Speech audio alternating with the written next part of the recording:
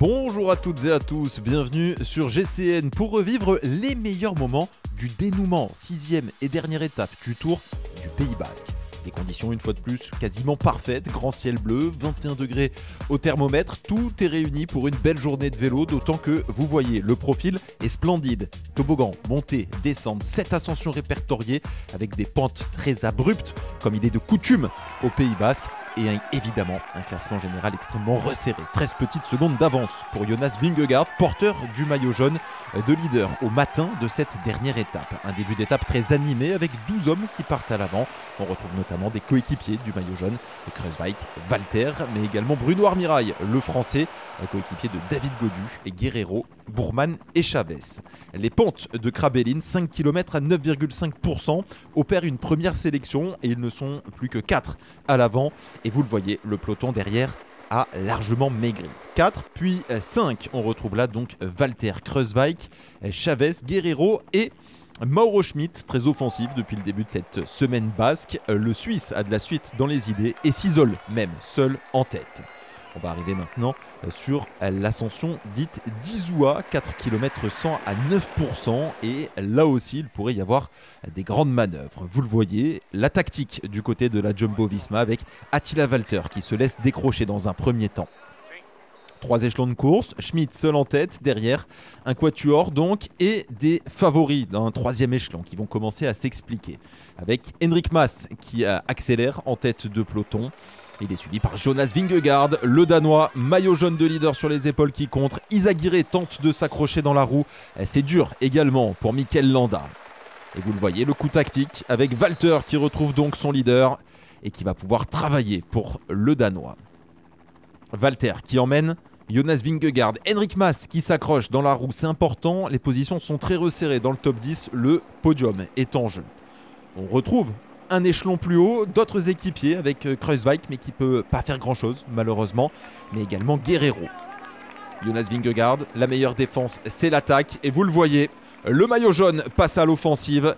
Il profite donc des pourcentages d'Izoua pour s'isoler et lâcher les principaux favoris, les autres membres du top 10. Il rentre sur ce qui restait de l'échappée, à savoir Mauro Schmid et Esteban Chavez, mais le Danois est dans une forme impériale cette semaine et il accélère. Il accélère et il creuse dans la ferveur basque.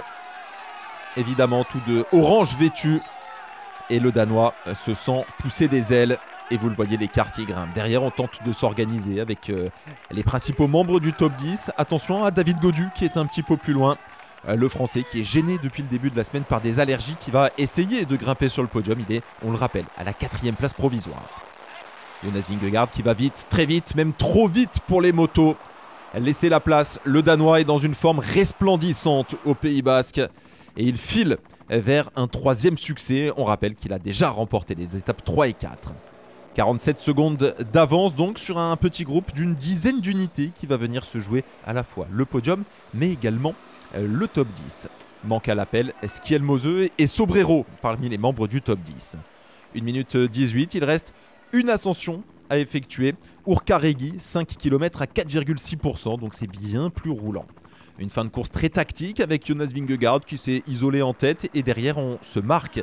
On essaye de ne pas laisser partir son principal opposant. Vous le voyez, Izagirre, McNulty. Lui, la victoire semble lui tendre les bras maintenant à moins de 5 km de l'arrivée. Jonas Vingegaard va s'imposer sur ce Tour du Pays Basque. James Knox essaye d'anticiper, le Britannique, également très en vue depuis le début de cette semaine, et qui prend quelques longueurs d'avance. Vingegaard dans le dernier kilomètre peut savourer. Il va s'offrir une nouvelle victoire cette année, faire coup double. Une 3e étape dans ce Tour du Pays Basque sur 6, excusez-nous du peu. Et le classement général, domination totale et outrageuse de la part du Danois. Derrière, les bonifications sont extrêmement importantes puisque le podium est en jeu. James Knox conserve quelques longueurs d'avance et va donc empocher 6 secondes de bonification. Et sur la ligne, eh bien, c'est Ion Izagirre qui va empocher les 4 secondes restantes et priver David Gaudu du podium. 47 secondes d'avance sur Knox, 49 sur le reste du top 10 où on retrouve donc David Gaudu qui s'est accroché et qui termine 6e. Néanmoins, le Français devra céder sa place sur le podium à Ion Izagirre. Première grande victoire dans une course d'une semaine pour Jonas Vingegaard, donc le Danois qui s'impose devant Mikel Landa et Yon Izagirre, 2 petites secondes plus rapides que David Gaudu, premier français.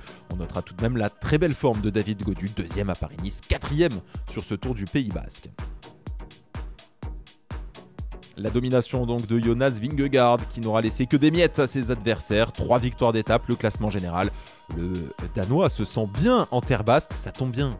Le départ du prochain Tour de France, ça sera où? Eh bien, au Pays Basque.